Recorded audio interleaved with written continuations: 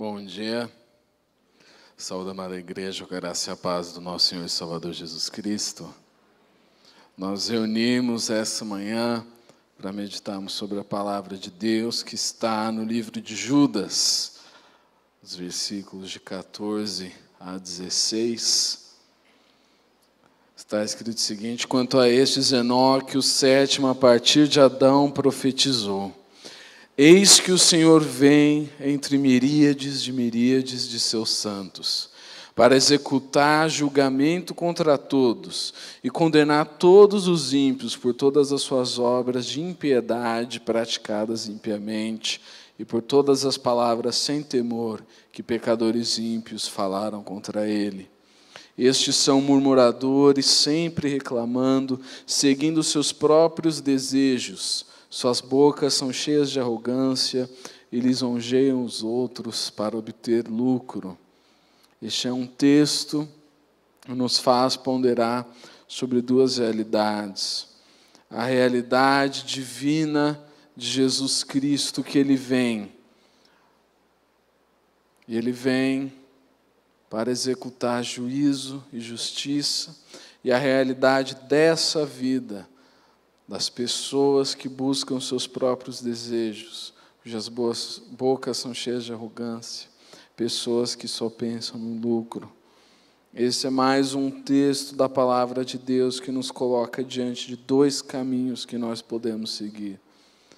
Vamos orar para que Deus fale conosco nesse momento.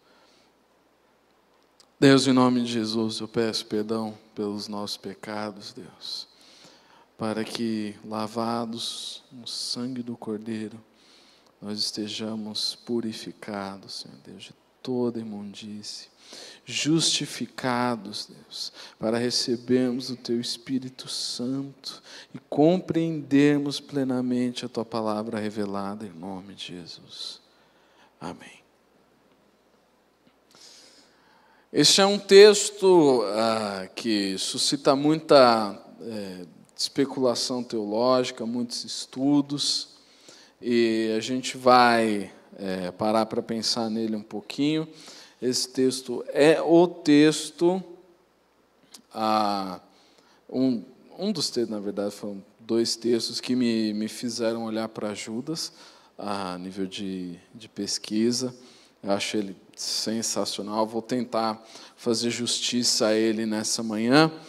E, em primeiro lugar, a gente precisa ter uma noção contextual. Eu tenho um material de apoio aqui. Infelizmente, eu queria imprimir, porque não é um material que vale a pena projetar, não cabe em slide. Depois, se os irmãos desejarem que eu passe por e-mail, aqui, como eu tinha falado nas pregações de 2 Pedro, quando eu preguei sobre 2 Pedro capítulo 2, aqui a comparação que eu mesmo fiz com código de cores, você pode observar, uma coluna você tem 2 Pedro 2, em outra você tem Judas, aquilo que tem a mesma cor fala a mesma coisa, né? É uma maneira de você estudar a Bíblia fazendo estudos comparativos dessa maneira, né?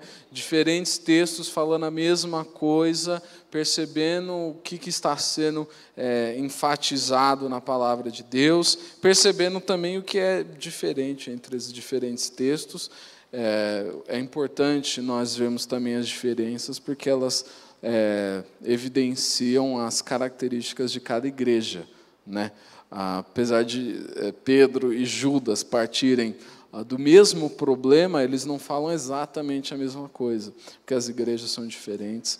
Aqui também, mais adiante, nós temos a profecia de Enoque, conforme consta nas fontes mais antigas, fontes etíope e aramaica. Depois, se quiser, só pedir que eu passe por e-mail, tá bom? E aí a gente pode tirar um tempo para discutir mais a fundo essa parte. Mas hoje a gente vai meditar sobre a pessoa de Enoque e sobre a sua profecia no Novo Testamento, né? O que está escrito como profecia, o que quer dizer profecia dentro do contexto bíblico, o que a profecia nos traz e por que Enoque é considerado, então, profeta. Nós vamos para Gênesis no capítulo 5, ok? Que é o único texto do Antigo Testamento que vai falar de Enoque.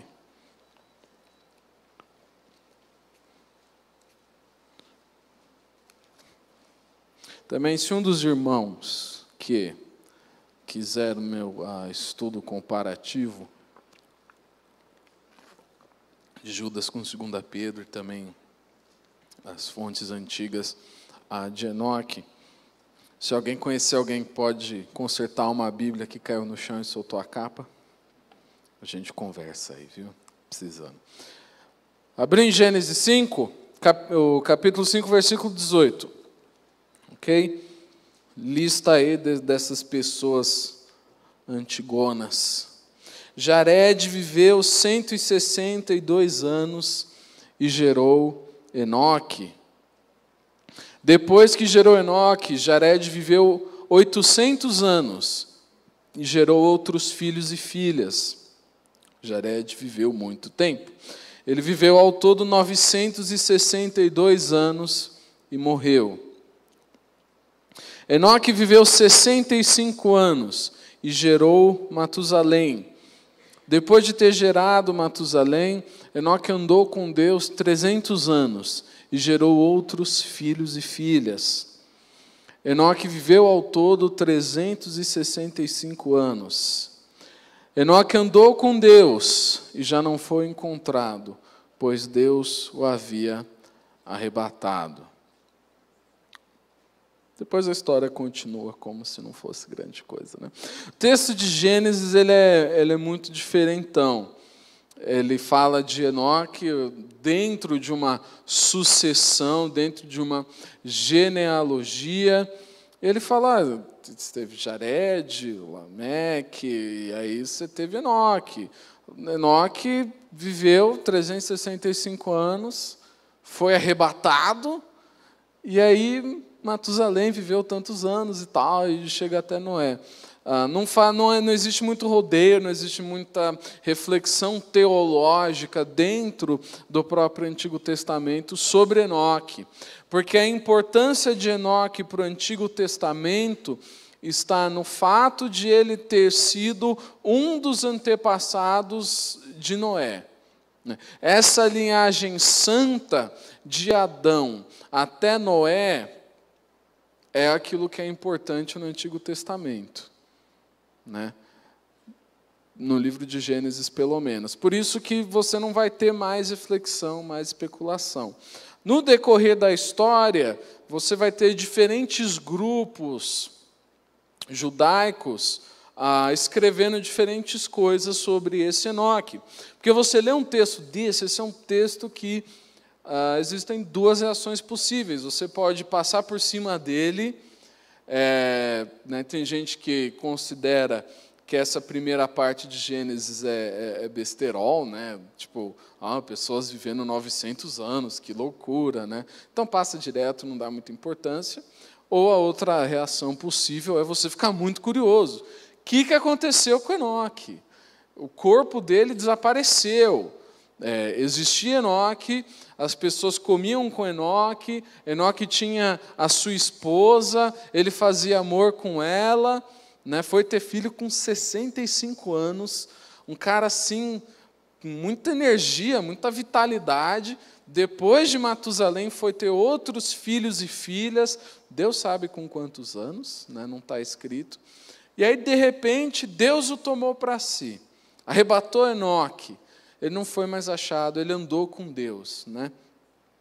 O que acontece com Enoque, muito provavelmente, é que Enoque ele é liberto da iniquidade que contaminaria a terra na época de Noé, né? Na época de Lameque e Noé. Nessa época de Lameque e Noé, o pecado da terra era tão grande que Deus olhou para a terra e falou: eu preciso destruir isso aí.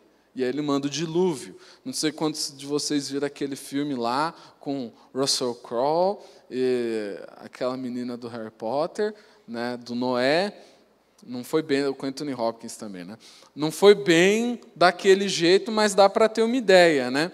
As pessoas eram tão malvadas, tão ruins, sabe? Gente vendendo outros seres humanos para comer carne, né? Um dos exemplos que tem no filme, pelo menos pelo que eu pude entender. Deus olhou para aquilo e falou, ok, eu vou acabar com a humanidade. A humanidade está estragando o planeta Terra. Está entendendo? Sabe, imagina, você tem um filho pequeno, criança, e a criança convida um amiguinho para brincar, né? E toda criança tem um jeito próprio de brincar com seus próprios brinquedos, né? Então, ele gosta de fazer o monta-monta para cima e o outro gosta de fazer o monta-monta espalhado. Né? São as das diferenças mais horríveis que pode haver entre crianças. Né? Alguém fazer um monta-monta corrido e outro querendo fazer igual um prédio. Né? E você vê, por exemplo, se tem a criança que é dona do negócio, claro que Deus não é criança, mas é só exemplo, né? Qualquer exemplo que a gente dá sobre Deus é limitado. Né? Está lá construindo o seu prédio, e aí vê a outra criança construindo assim, ó, fazendo uma avenida, fazendo um carro longo, né, com monta-monta.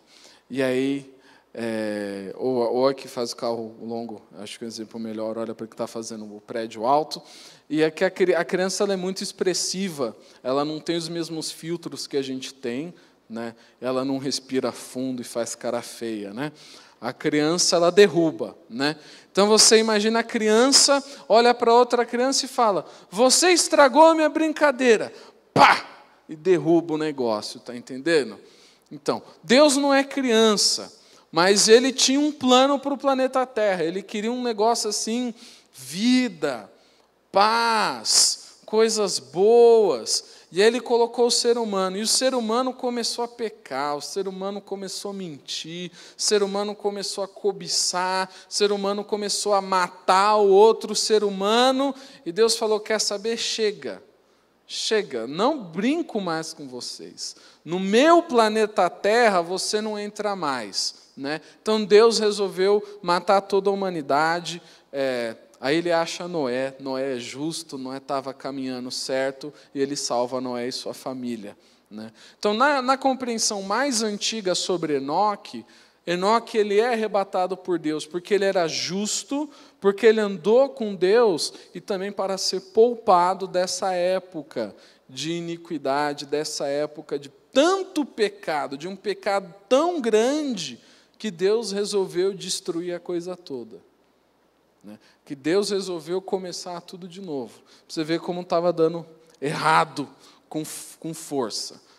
Estava feio o negócio, feio de um jeito que só ficou feio depois em Sodoma e Gomorra, que aí Deus também destruiu com fogo, mandou lá os anjos avisar Ló. Mas depois você vai ter diferentes tradições trabalhando sobre a pessoa de Enoque. Então você vai ter grupos de sacerdotes escrevendo sobre Enoque, assumindo funções sacerdotais. E você vai ter grupos de escribas escrevendo sobre Enoque como se ele fosse um escriba. Né? E você vai ter grupos de profetas escrevendo sobre Enoque como se ele fosse profeta. Né? Porque você tem um cara que ele é tão top, que ele não morreu, né? Em vez dele morrer, Deus o tomou para si, ele não foi mais encontrado, né? As pessoas foram criando histórias sobre Enoque para legitimar o seu próprio ponto de vista, né? Escritos. Né? E em Judas, a função de Enoque é uma função claramente profética. Existe outro texto ainda da Bíblia que fala de Enoque, só mais um. Existem 3 textos, Gênesis 5, Judas, também Hebreus, no capítulo 11, no versículo 5, está escrito, pela fé Enoque foi arrebatado de modo que não experimentou a morte. Ele já não foi encontrado porque Deus o havia arrebatado, pois antes de ser arrebatado, recebeu testemunho de que tinha agradado a Deus. Ele se junta, então, nessa tradição que Judas acompanha, que o autor de Hebreus acompanha, um de 2 homens do Antigo Testamento que não morrem. O outro sendo Elias. Elias não morre, Elias ele é arrebatado ao céu numa carruagem de fogo. Uma história também sensacional, que a gente deixa para outro dia, porque hoje a gente está falando de Enoque, né? E também nós temos mais 2 pessoas na Bíblia que são extraordinárias no sentido de nascimento e de morte. Uma delas é Moisés, não no seu nascimento, mas na sua morte, pois, como a gente lê um pouco antes, no próprio livro de Judas, o arcanjo, na verdade, contende com o diabo pelo corpo de Moisés. Não é à toa que Judas participa dessa a tradição que envolve a luta do anjo pelo corpo de Moisés e também faz parte desse arco no Novo Testamento, junto com 2 Pedro e com o livro de Hebreus, que são os livros que mais ponderam sobre os anjos e falam de Jesus em termos comparativos com anjos. Por quê? Porque Moisés aparece no Monte da Transfiguração. O que aconteceu com o corpo de Moisés para que Moisés aparecesse no Monte da Transfiguração junto com Jesus, com Elias e com Pedro, Tiago e João? Grande pergunta de Judas e ele a resolve falando de Moisés. Também no livro de Hebreus você tem Melquisedeque, que prefigura também o nascimento miraculoso e a autoridade sacerdotal de Jesus Cristo. 2 dessas pessoas a Bíblia vai falar muito deles. O Moisés é o grande personagem do Antigo Testamento. Se você olha para o Antigo Testamento, você vai achar Moisés ali. Em qualquer lugar que você abrir, você dá um jeito, você acha Moisés. Maior do que Davi, maior do que José, Moisés é o cara do Antigo Testamento. E você tem Elias. Elias, ele é o profeta. O profeta. Tanto que quando as pessoas identificam que João Batista é cheio do Espírito de Deus e que ele é profeta, eles falam que ele é Elias. O Antigo Testamento termina no livro de Malaquias com uma profecia que fala de Elias. Fala do espírito de Elias. Elias ele é extremamente importante também. Enoque e Melquisedeque não aparecem tanto. Por isso que você vai ter outras literaturas auxiliares que estão fora da Bíblia, que vão ponderar sobre a vida dessas 2 pessoas.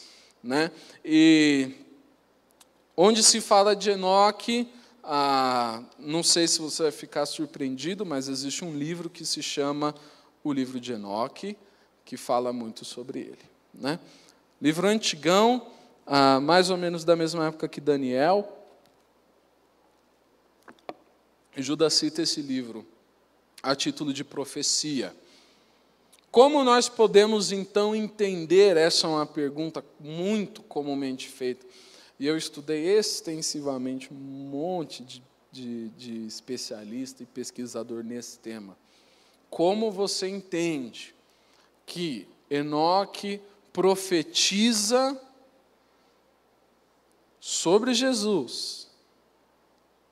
É profeta, não é qualquer coisa, é profeta. Profeta é coisa séria. Profeta é aquele que tem o Espírito. Como nós entendemos Enoque como profeta se a profecia dele não está escrita no Antigo Testamento? Porque não está. Está escrita em 1 Enoque, capítulo 1, versículos de 9 a 10, que está em versão fragmentária em aramaico e completa em etíope. Como é que nós podemos entender isso? O fato é que a palavra de Enoque é considerada profecia, porque Judas, quando ele olha para as palavras de Enoque, ele considera que sejam palavras que falam sobre Jesus. Quando você lê 1 Enoque, não estou falando que você precisa, mas eu li. Não tem Jesus lá. Não tem.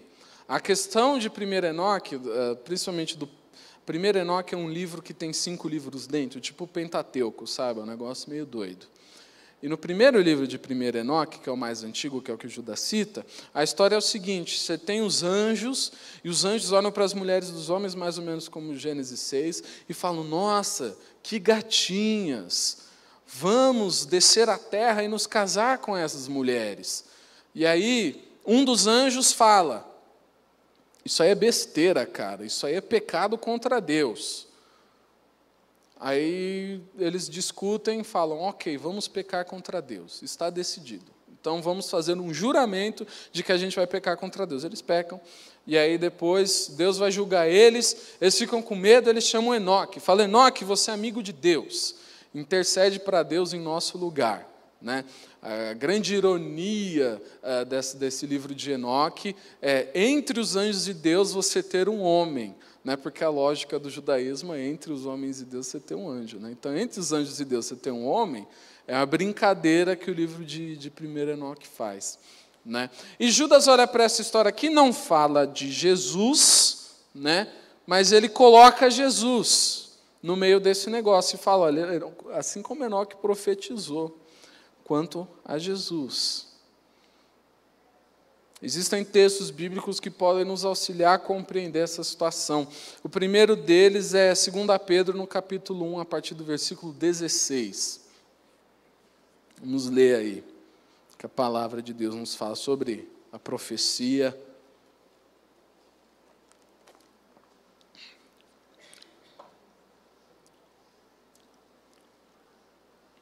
Pedro fala, de fato, não seguimos fábulas engenhosamente inventadas, quando lhes falamos a respeito do poder e da vinda de nosso Senhor Jesus Cristo. Pelo contrário, nós fomos testemunhas oculares da sua majestade. Ele recebeu honra e glória da parte de Deus Pai, quando da suprema glória lhe foi dirigida a voz que disse, este é meu Filho amado, em quem me agrado. Nós mesmos ouvimos essa voz vinda do céu, quando estávamos com ele no Monte Santo. Assim, temos ainda mais firme a palavra dos profetas, e vocês farão bem se a ela prestarem atenção, como a uma candeia que brilha em lugar escuro, até que o dia clareie e a estrela da alva nasça em seus corações. Depois ele segue a dizer que nenhuma profecia vem pela interpretação humana, mas vem pela inspiração do Espírito Santo de Deus. Existe nesse texto de 2 Pedro, e 2 Pedro está no mesmo contexto que Judas, eu mostrei para vocês, vou mostrar de novo. Aqui você tem 2 Pedro capítulo 2, aqui você tem Judas, um é basicamente igual ao outro.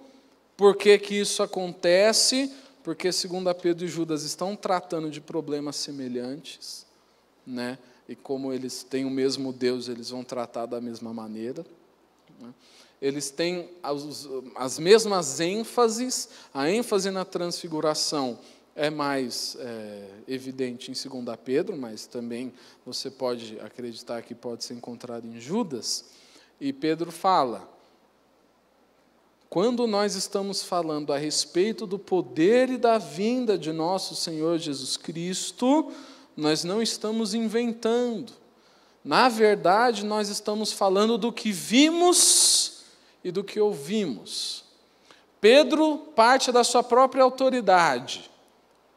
Não é algo que um autor do Novo Testamento vai fazer com muita frequência. Paulo faz algumas vezes, Pedro vai fazer aqui. Geralmente, eles vão falar para a autoridade do Antigo Testamento. Por que Pedro faz isso? Porque Pedro fala, eu vi Jesus glorificado no monte da transfiguração. Depois pode ler lá, Mateus capítulo 17. Nós vimos a glória e a majestade do Filho e a voz do céu que fala, este é meu Filho amado em quem me agrado. Ouçam-no. É o acréscimo, né? Quando Jesus se batiza, a voz do céu fala, este é meu Filho amado em quem me agrado. Ponto final. Na transfiguração, a voz que fala do céu diz, este é o meu Filho amado em quem me agrado. Ouçam-no. Né? Lá em Mateus, no capítulo 17, no versículo 5, você que está fazendo anotações aí pode anotar. Né? E Pedro fala, em primeiro lugar, nós sabemos da vinda de Jesus, pelo que nós vimos. Também sabemos pelo que nós ouvimos, ele fala, assim temos ainda mais firme a palavra dos profetas, e vocês farão bem se a ela prestarem atenção. Pedro está apelando para aquilo que já está escrito desde antes sobre a pessoa de Jesus Cristo. E ele concilia essas duas ideias. Ele fala, eu sei que Jesus é Deus, Filho de Deus, eu sei que Ele é divino, eu sei que Ele salva, eu sei que Ele perdoa os pecados, eu também sei que isso já foi escrito há muito tempo. Né? Judas, ele pega esse escrito antigo e usa como profecia. Como Judas usa como profecia? Ele coloca falando de Jesus. Coloca falando de Jesus. Ele fala, ó, isso aqui é sobre Jesus. Se é sobre Jesus, então está ótimo. A questão que nós temos que entender é, nem tudo que se fala sobre Jesus é divinamente inspirado. Nem tudo que se fala colocando Jesus, automaticamente é espiritual. Mas o negócio sobre Jesus é que você não tem muito espaço para brincar, para trabalhar, para enrolar, fazer besteira, fazer enrolação. Ou você fala algo sobre Jesus que é mentira, ou você fala algo sobre Jesus que é verdade. Ninguém pode falar e crer em seu coração na verdade sobre Jesus Cristo, senão pelo Espírito de Deus. E qualquer que creia e fale mentira a respeito de Jesus Cristo, esse aí não tem o Espírito de Deus. Isso é muito simples. É o que está escrito em 1 João, no capítulo 4, a partir do versículo 1. Amados, não creiais a todo o Espírito, mas provai se os Espíritos são de Deus. Porque já muitos falsos profetas se têm levantado no mundo. Nisso conhecereis o Espírito de Deus. Todo espírito que confessa que Jesus Cristo veio em carne é de Deus.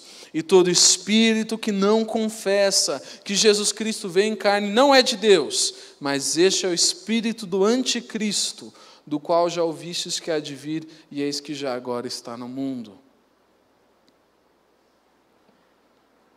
João, nesse texto, ele separa uma verdade sobre Jesus. E ele fala o seguinte, se alguém diz e crê na verdade sobre Jesus, é pelo Espírito. Porque Jesus é mistério de Deus. E ninguém conhece o mistério de Deus senão por revelação. Senão por iluminação do próprio Espírito Santo de Deus. Mas se alguém crê e diz a mentira, então não tem o Espírito. Agora, você acredita que Jesus veio em carne? Você confessa que Jesus veio em carne? Eu espero que sim. Porque se você acredita, você tem o Espírito. Se você não acredita, é o anticristo. Não tem para onde correr. Essa é a única verdade que importa saber sobre Jesus? De maneira alguma. Há muitas pessoas que acreditam em Jesus, que Ele veio em carne, mas que não acreditam no resto todo, não acreditam que Ele ressuscitou, não acreditam que Ele perdoa os pecados, não acreditam que Ele fez milagres. Então, por que João separa apenas esse atributo de Jesus, essa característica de Jesus? E fala, todo espírito que confessa que Jesus veio em carne é de Deus. Porque na igreja para a qual ele escreve, existe um problema sobre os conceitos que as pessoas têm de Jesus. Naquela igreja, existia uma heresia muito parecida com o gnosticismo, né? Um certo docetismo, que é o seguinte, as pessoas acreditavam que Jesus era uma imagem de Deus, mas que ele não tinha carne e que ele era incapaz de sofrer e morrer. Por quê? Porque elas eram influenciadas pela filosofia grega e acreditavam que se Jesus fosse Deus, ele não poderia morrer, porque Deus não morre. Se Jesus fosse Deus, ele não poderia ter carne, porque Deus é espírito. Então, logo, Jesus não veio em carne, ele veio parecido com carne, tipo um holograma. Ele era uma imagem. Aí, a partir disso, você constrói noções de Jesus angelical, que é o que o livro de Hebreus vai falar contra. Jesus não é anjo, Jesus está acima dos anjos. Está entendendo? Porque esse é o problema na igreja de João, ele fala, teste os espíritos. Se alguém fala que Jesus, se alguém confessa, se um espírito confessa que Jesus veio em carne, então esse espírito vem de Deus. Se o Espírito fala que ele não veio em carne, então esse Espírito não é de Deus. O problema de Judas é outro. O problema de Judas é o problema dos zombadores. Pessoas que zombam e falam que Jesus não vai voltar. Então, quando Judas identifica que existe um texto que fala que Jesus vai voltar, ele fala, aqui tem o Espírito de Deus. Por quê? Porque isso aqui está falando a verdade. Eis que o Senhor vem com miríades de seus santos para executar julgamento sobre toda a carne e para condenar todos os ímpios por suas obras de impiedade, por todas as suas palavras de impiedade que proferiram contra ele. Judas usa muito essa palavra ímpio. Ele olha um texto que fala uma verdade espiritual que a igreja precisa ouvir. E ele traz para a igreja, ele fala, esse texto fala de Jesus. Aqui é só o gráfico comparativo entre Judas e a versão etíope de Enoque, que aqui está na Bíblia etíope. E não tem as notas, mas depois eu vou colocar as notas para quem quiser. E Judas ele faz 3 mudanças no texto de Enoque. 3 mudanças. Em primeiro lugar, no que o texto de Enoque traz, ele, Judas, coloca Senhor. Porque no livro de Judas, Senhor é Jesus. Jesus é Senhor. O grande problema no começo da carta de Judas, Judas fala, tem gente que fala que Jesus não é Senhor. Fala que ele não é Deus. Fala que ele só era homem. Veja como é o problema oposto da carta de João, né? A carta de João eles falam, Jesus é só Deus, mas não era homem. Enfim. A segunda modificação, quando o livro de Enoque fala, eis que ele vem entre miríades de santos, Judas coloca, eis que o Senhor vem entre miríades de seus santos. Porque Judas quer situar a igreja dentro daquela expectativa da vinda de Jesus. Judas coloca, a manifestação de Jesus Cristo é também a manifestação da igreja. Conforme o próprio apóstolo Paulo fala, não sabeis que vós eis de julgar os anjos? Também está escrito que a criação anseia pela manifestação dos filhos de Deus. Quando Jesus se manifesta, a igreja gloriosa se manifesta junto com ele. Judas, ele tira do livro de Enoque o seu significado de Jesus vir com anjos, e ele coloca, Jesus está vindo com anjos e com a igreja. Só essa palavra, seus santos, já faz com que signifique isso. Também Judas, ele vai fazer uma terceira mudança. No etíope está escrito, eis o Senhor vem. Em Judas, literalmente está escrito, eis que o Senhor veio. Se você tem uma versão Almeida mais antiga, ela vai conservar o tempo verbal no passado. Existe no grego um tipo de aoristo, um tipo de verbo, que ele funciona da seguinte maneira, ele é passado, mas você coloca ele no futuro. É um verbo passado, mas quando você escreve é sobre uma ação futura. Na teologia a gente chama de pretérito profético. Ele funciona da seguinte maneira: algo vai acontecer, e é tão certo que isso vai acontecer, que eu escrevo que já aconteceu. Eu tenho tanta certeza que Jesus vem, que Judas escreve, ele veio. No português isso é esquisito, mas no grego funciona muito bem, né? E ele escreve, eis que o Senhor veio. A igreja entende que aquilo não é só um passado, Jesus veio. Não, quer dizer que Jesus vem com certeza. Ele está vindo, certamente é como se ele já tivesse vindo. No português a gente tem isso, só que não é o passado, é o presente. Na própria tradução que a gente tem da NVI, traz no presente. Eis que o Senhor vem.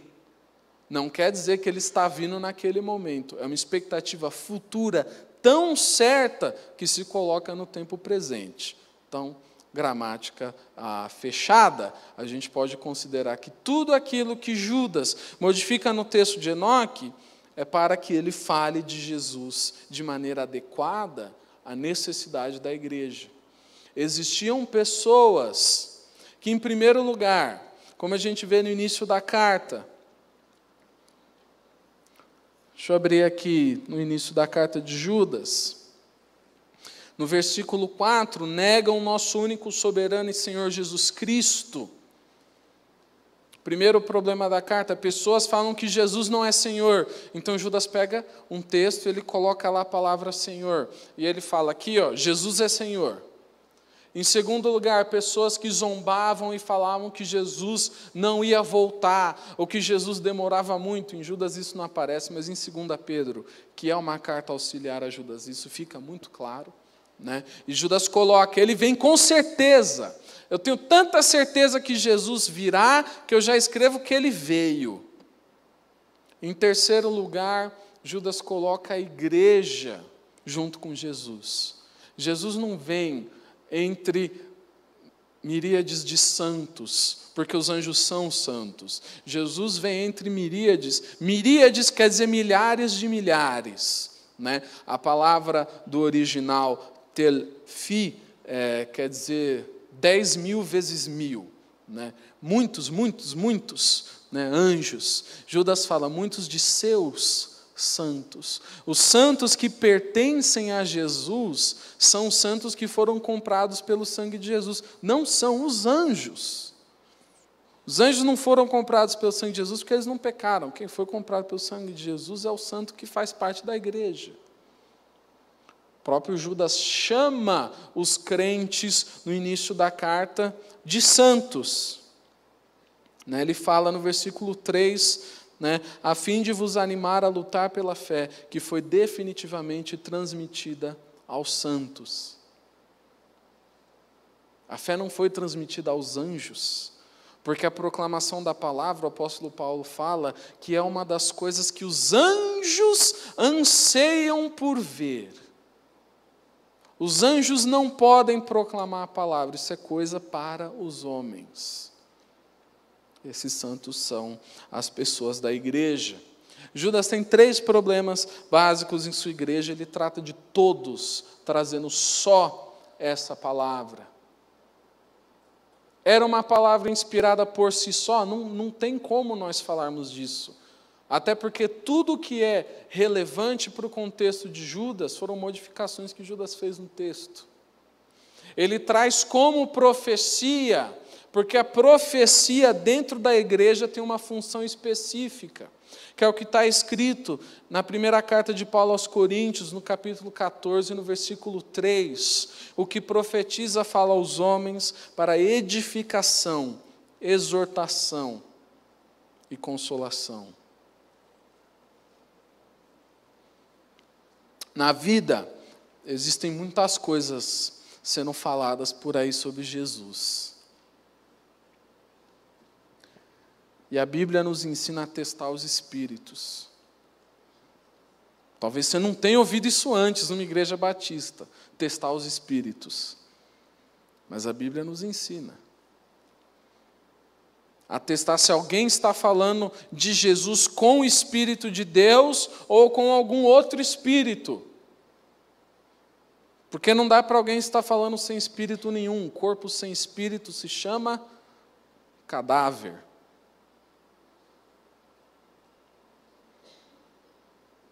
Judas, ele identifica o Espírito de Deus naquilo que ele lê, e ele entende, isso aqui é sobre Jesus. Olha, Jesus vem, com certeza. É uma verdade espiritual que Jesus voltará. E Judas conhece pessoas que precisam muito ouvir que Jesus voltará. Então ele fala, isso aqui é profecia para você. Isso aqui é para a sua edificação, para a sua exortação, para a sua consolação. Eis que o Senhor vem entre miríades de seus santos para executar julgamento sobre toda a carne. E para condenar todos os ímpios pelas palavras de impiedade que falaram contra ele. Judas, ele está exortando a igreja, usando palavra de profecia para exortar a igreja. A palavra de profecia nunca é sem propósito. Ela nunca se levanta de uma maneira solta. A palavra de profecia é sempre mirada no coração da igreja. No coração da igreja de João existiam pessoas que não acreditavam que Jesus tinha vindo em carne. Por isso que João falou, olha, teste os espíritos. Jesus veio em carne, essa é a verdade de Deus. Judas também fala, olha, Jesus vem. É necessário que vocês entendam que Jesus vem, que Jesus pode julgar, que Jesus tem todo o poder, que Jesus é Senhor. Judas chama esse texto de profecia porque ele vem para exortar a igreja, quanto àqueles que serão julgados por Jesus. A profecia de Enoque é explicada muito brevemente. Você tem um versículo para explicar essa profecia no livro de Judas. A profecia passa os versículos 14 e 15 e a explicação é o versículo 16. Judas, versículo 16. Estes são murmuradores, sempre reclamando, seguindo seus próprios desejos, sua boca são cheias de arrogância e lisonjeiam os outros para obter lucro. Na NVI, essas pessoas vivem se queixando, descontentes com a sua sorte, seguem seus próprios desejos impuros, são cheias de si e adulam os outros por interesse. A palavra de profecia, ela vem para diferenciar aquele que é parte dos santos de Jesus e aquele que é parte dos ímpios que Jesus vem condenar. Por isso que a palavra que Jesus volta é esperança para uns, condenação para outros. Judas explica rápido, ele fala, quem são esses ímpios? São pessoas que seguem seus próprios desejos, pessoas viciadas no prazer da vida, são pessoas que têm bocas cheias de arrogância. Isso aí, esse é um termo que se encontra na versão grega de Daniel, no capítulo 11, no versículo 36, quanto a Antíoco Epifânio. Depois, se você quiser estudar na sua casa, você pode anotar.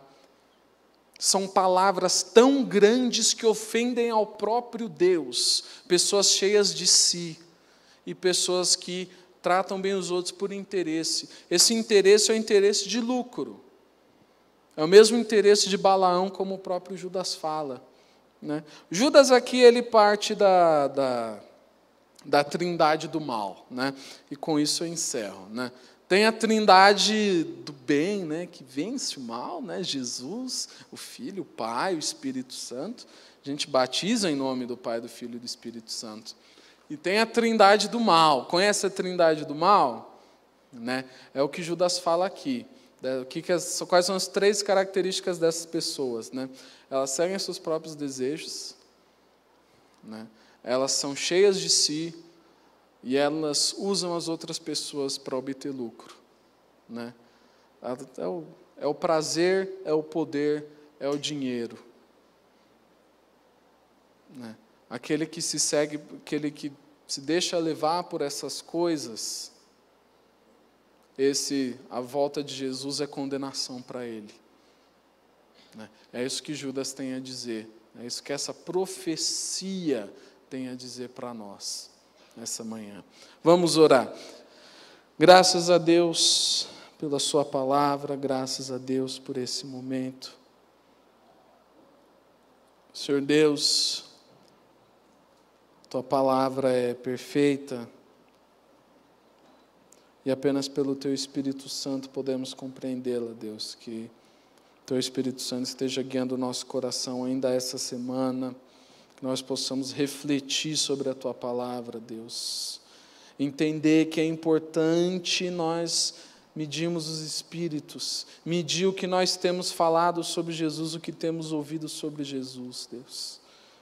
Saber aquilo que vem do Senhor e aquilo que não vem do Senhor, Deus. Saber discernir os espíritos, Deus. Dê-nos essa capacidade também, Senhor Deus, e dá-nos também a capacidade de vencermos nossas próprias vontades, de sermos pessoas que vão além dos prazeres, vão além do poder, vão além do dinheiro, Deus. Não sejamos essas pessoas simples, essas pessoas sem controle, essas pessoas que são condenadas pela volta de Jesus porque passaram a vida inteira fazendo o que tinham vontade, Deus, mas que possamos aquietar o nosso coração, perguntar qual é a tua vontade para nós, Deus, e meditar na tua palavra. Em nome de Jesus. Amém.